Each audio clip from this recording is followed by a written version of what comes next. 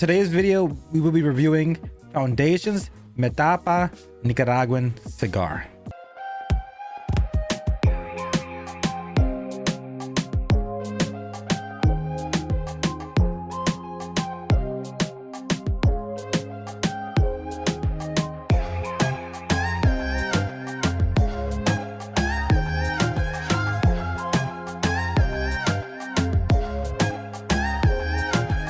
So Rick, who in the hell is that person on the band? Well, that's Ruben Dario. Ruben Dario is discussed as one of the best poets for the Spanish language. He was born in Nicaragua, and this is actually a cigar to pay tribute or to pay homage to the works he has done as a poet. Okay, you say he's from Nicaragua. Where was he born at? Well, he was born in a city called Cigar Dario. Rick. But his name is Ruben Dario, and he was born in a city also named Dario. Growing up, that city actually has been renamed for modern times. But back in the past, when he was alive, that city was called Metapa. So this is how everything comes to full circle. So before it was called Cigar Dario, it was named Metapa. So this cigar is supposed to pay tribute and kind of pay homage to basically my culture, because I'm Spanish as well. It's to pay tribute to one of Spanish best poets to have ever lived. That is what a lot of people with the literacy background are actually stating, that he is the greatest poet for the Spanish culture, which is kind of badass. What else can I say about the cigar? This is a Maduro Toro. This is 6x52. Also a box press. This one's a little bit more of a literal box press. And it also has a pigtail. This cigar also came out this year in 2023 at PCA in July. Rick, what is PCA? Well, that is a convention or a trade show.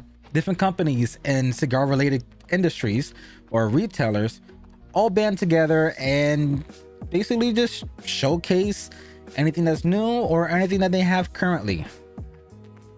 And PCA stands for Premium Cigars Association. I've been holding on to the cigar for a little bit now. This is why it's kind of good to be kind of cool with the with the lounge owners by your area, or at least become a little regular. I went to my lounge owner and I told him, hey, I have a channel that I've been doing reviews. Give me something. What's new? What's something that you think people may be interested in? What is just something that could give me to go, ooh, just for you guys, as well as give me something to make go, ooh, with the flavors and the aromas. He picked out 3 different cigars for me. So this week will be this one. Next 2 weeks, I'm not gonna give you a hint, but just know it's gonna be good. So look for that. Point I'm trying to make is Cigars is a community where you all can just come together, sit back, relax, and just watch some videos, or just talk, or just vent, or just be yourself. Everything you do on the sidelines, or however you earn your money, that just goes out the window. When it comes to this community that deals with this, you just tend to just forget everything that's around you, any stressors, anything, or even if you do discuss your stressors, this gives you the opportunities to vent out that anguish, that just whatever you're feeling, deep within. And not trying to get poetic, it's just a amazing community. That's how I'm turning everything back around. That's why I said a little speech, because people might want to take it as a little bit poetic. But this cigar I'm gonna review right now.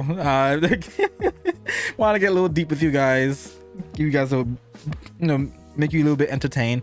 But for those who don't know, this cigar is broken down in 3 parts. You have the wrapper, you have the binder that wraps around what you see here.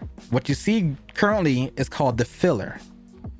Underneath this wrapper is called the binder. The binder is what holds the cigar together, while the wrapper just basically double holds it together. The past comparisons I use is basically your body. The fillers are the organs, the veins, the heart, everything that goes within your body. That's the filler of a cigar. Then you have the binder. The binders is the meats, the muscles, the fat. That's what protects basically your organs and everything that's important on the inside. And then you have the wrapper. It's just your skin. The skin is just, this is the skin. This is the wrapper. Everything's broken down in different parts. With this cigar right here, before I take out this cap and smoke the cigar, this is a medium to full cigar. The wrapper is an Ecuadorian Sumatra Claro. And what's holding this cigar together is a Connecticut and Nicaraguan binder. Lastly, just like the binder said, the filler is the same exact thing, Nicaraguan and Connecticut. So, Ecuadorian Sumatra Claro with binder and filler being Connecticut and Nicaraguan. Also, the type of filler that is in the cigar, it may not be visible through here, but long filler. And that's something I'll go through next video. I already spoke too much about other stuff. Now let's keep this video to the review. You want to know the difference between short and long filler? Next week I'll tell you that. But cutter. But when you have a cigar that has this pigtail, you see this? Useless. You don't need it. You just take it, grab it. Once you have it hold, up. Go straight up. Once you go straight up, it should look like this. You have that hole. And that's what she said. Ooh. Extremely sweet.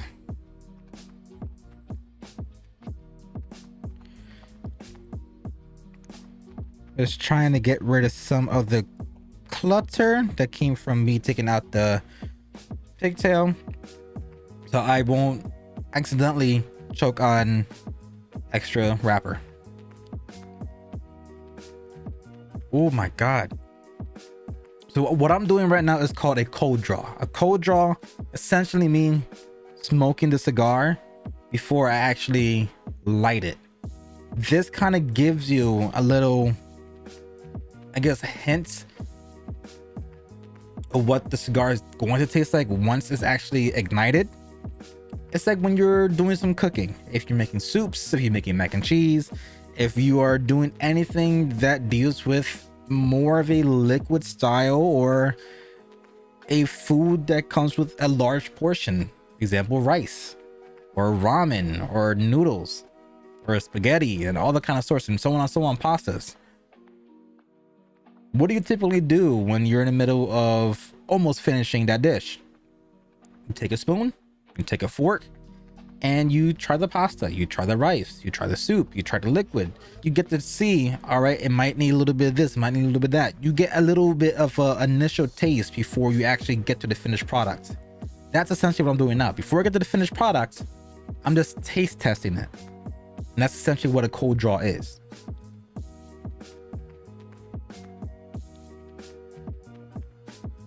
So now I am actually, I'm ready. Nope. I'm ready. I'm ready. I can do better. I'm ready. I'm ready.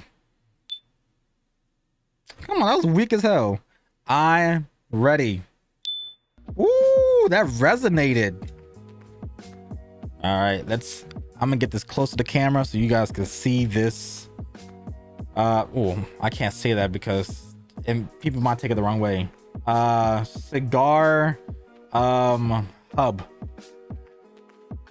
I was gonna abbreviate it, but if I did, I won't have no more channels ever again, because the abbreviation could mean something completely different that is not fine in any jurisdiction of whatever you reside in. I hope so. I hope that is definitely banned in all countries That's what I mean by I hope so. All right, let me just stop talking.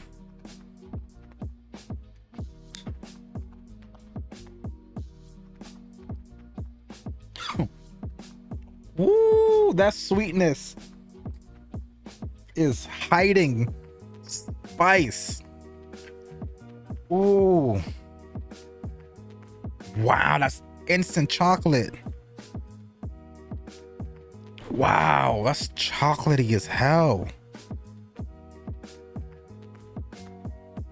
I felt like I just bit into one of those like the Dove chocolates. I would say like either between the 60% or the 65% dark, the dark chocolate one. Or I think it's called dark cocoa or cacao, whatever how you pronounce it. Y'all should know what I'm talking about. And that just took me by surprise, especially the spice level. Woo! Look at that ash too, pure white.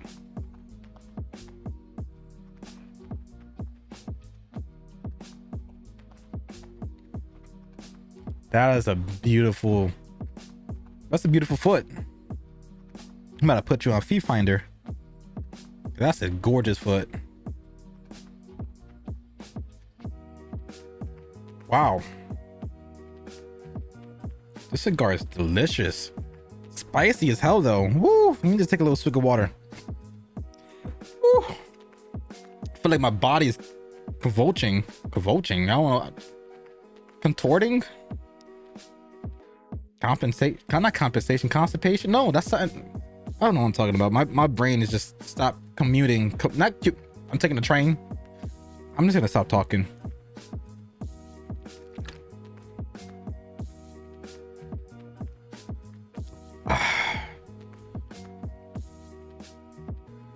So this cigar, to give you a little bit more of a fun fact, it was actually manufactured by AJ Fernandez. It was hand rolled, it has long filler, and was produced by AJ Fernandez. So that's why I can understand the spice levels, because whenever I go for an AJ Fernandez cigar, the spice levels usually crawl the way to you. This one was initial. It was just a punch in the neck.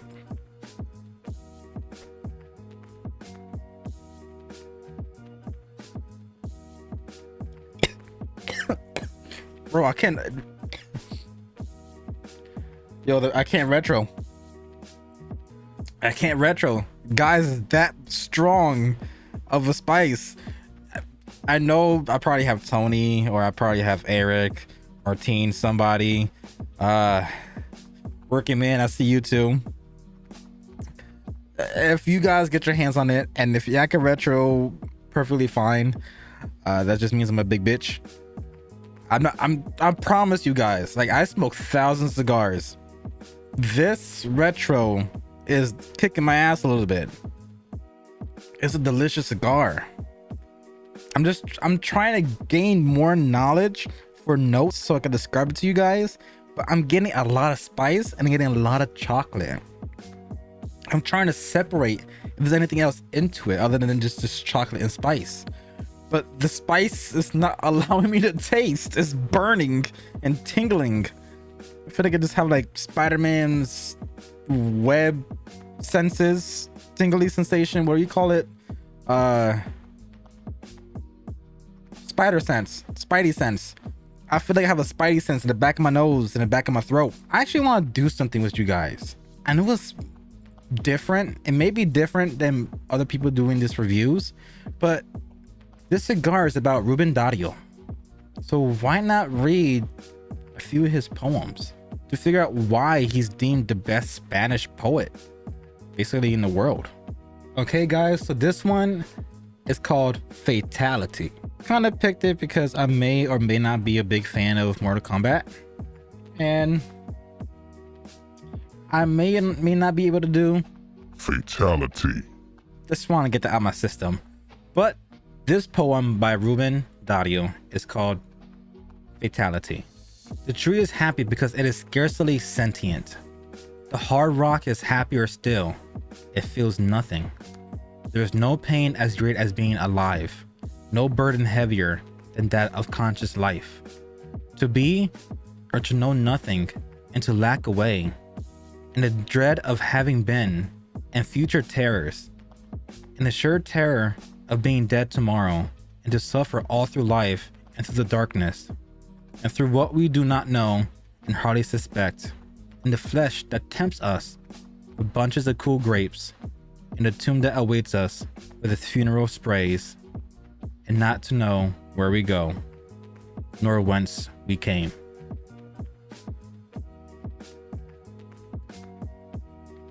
Damn. I mean, it's deep. It's definitely a deep poem. I was talking about life, even with trees. They all experience life. They're sentient, even though they're motionless, or you may deem them as a rock since they're never swaying. We're here today, gone tomorrow. That's what I kind of get from this poem, where we're actually living. And that's something that it's great. Even though we do suffer and we have darkness in our life, we have something that we could always be happy about, and that is life. So I like that one. I'm gonna do 2 more. I believe there's about 30 that's available online. I will leave it in the description where you can read the other ones. They're both in English and in Spanish, and I believe the Spanish one also have English translations to it. So if you're not Spanish native and don't understand Spanish, it is completely fine. This website does provide it in English as well. So I'm just gonna read 2 more. There's a few ones that are kind of lengthy, but for the sake of this review, I'm gonna do 3 short ones. This one is called Far Away. Ox that I saw in my childhood as you steamed in the burning gold of the Nicaraguan sun. There on a rich plantation field with the tropical harmonies, woodland dove of the woods that sang, with the sound of the wind, of axes, of birds and wild bulls, I salute you both, because you are both my life. You heavy ox evoked the gentle dawn that signaled it was time to milk the cow. When my existence was all white and rose, and you, sweet mountain dove, cooling and cawing, you signify all that my own springtime, now so far away, possessed of the divine springtime.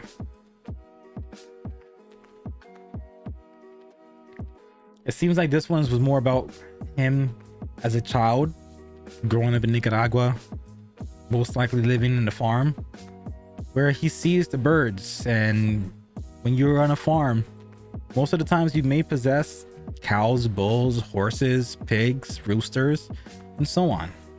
In this case, he seems like he had oxes. Since most likely he was by the woods, he had woodland doves, that neighborhood vicinity. I can understand why people are saying that he's an amazing poet, because it kind of gives you this imagery of where he was at. Open field, oxes. Once dawn is approaching, that's when you know, all right, it's time to milk the cows. But he described just your typical day or just your typical life as a farmer so elegantly. So I appreciate this. I truly do appreciate this. I'm an urban boy.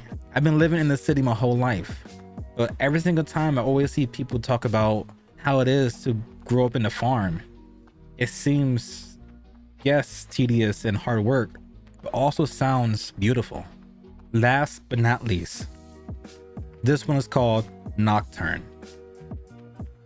Silence of the night, a sad nocturnal silence. Why does my soul tremble so? I hear the humming of my blood, and a soft storm passes through my brain. Insomnia. Not to be able to sleep, and yet to dream. I am the auto specimen of spiritual dissection, the auto Hamlet. To dilute my sadness in the wine of the night, in the marvelous crystal of the dark. And I ask myself, when will dawn come? Someone has closed the door. Someone has walked past. The clock has run 3. If only it were she. I'm not sure what your interpretation of that one could be. Let me know in the comment section. To me, he may be going through a breakup, heartache. His soul is trembling. He can't sleep. His blood is humming, meaning he's still awake. And a storm passes through his brain, meaning it's still active. But he's going through insomnia, something that's preventing him from dreaming. To dilute his sadness in the wine of the night, he's drinking. He asks himself, when would dawn come? When will there be light in his life again? That's what my interpretation of this is. He's going through a heartbreak. He's going through something that may have shook him to his core. And drinking wine at night, it may be something that's going to cure him for now. He can't sleep. He's going through some stuff. He's trying to rest and is waiting for the light. And the door has closed. And someone passed by. And he hoped it was her.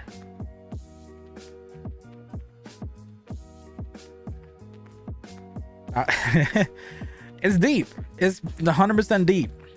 I like this a lot. Let me know in the comment section what you think about those poems. There's a lot more to that. Again, in the description, I will link the rest of his poems. Majority of them will be in Spanish, but they do provide an English translation to those poems itself.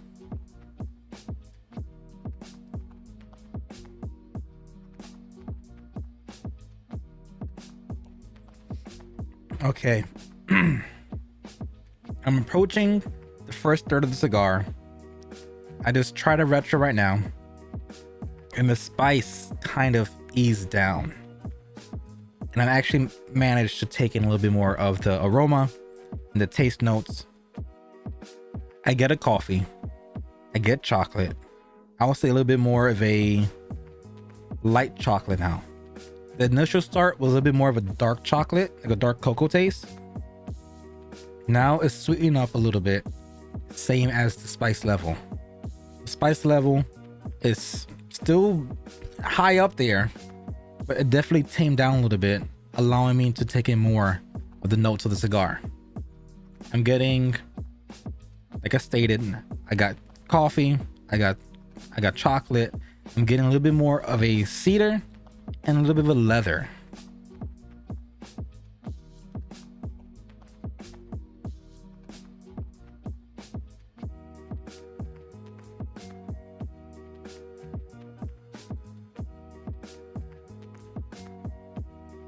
There's even another sweetness to it in there. More like a nutmeg.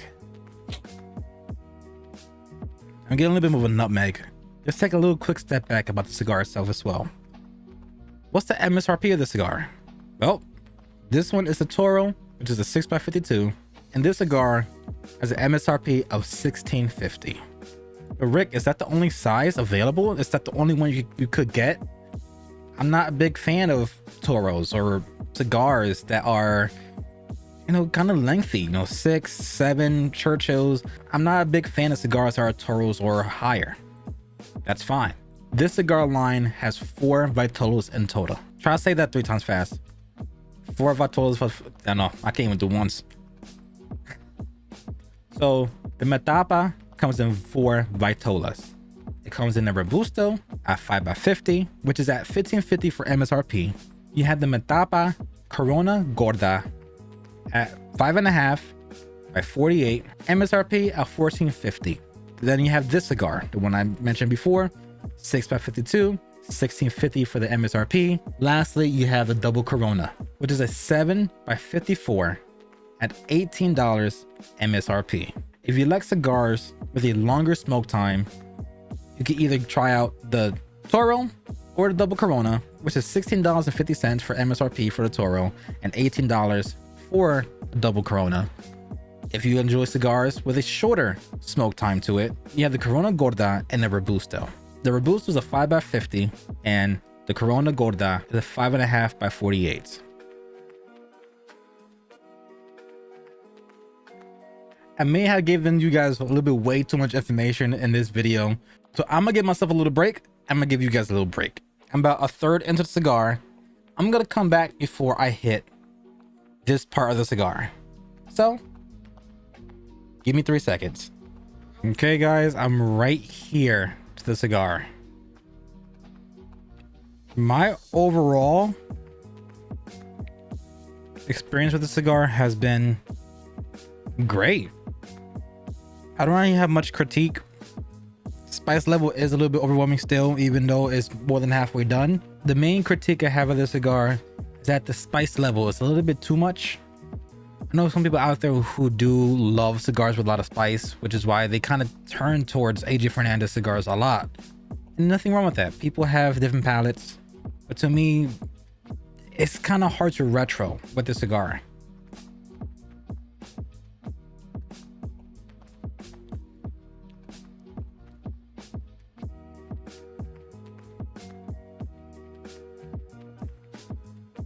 Yeah, the retro is a little bit overwhelming sometimes because of the spice level, but the overall taste is great. Now that I smoked more than half of it, a lot of the stuff has toned down instead of the spice, but I'm getting a little bit more flavors that I wasn't getting before.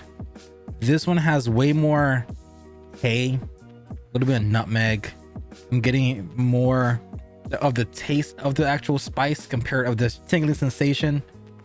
The chocolate toned down a little bit more towards the middle, and the coffee as well as toned down.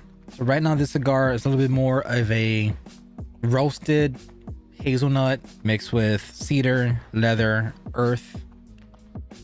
Let me see.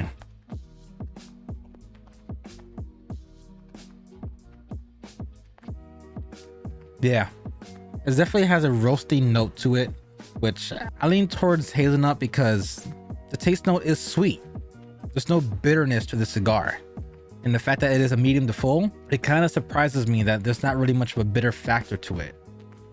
And I will say overall, this is an amazing cigar. I did forgot to say in the beginning of the video, but this is an ash or trash. And without a shadow of a doubt, basically me approaching 2/3 of the cigar, I would say this is definitely an ash. The cigar is sweet. It has this little oomph to it with the spice levels. If you're a type of person that do enjoy spiced cigars, I will highly recommend this cigar.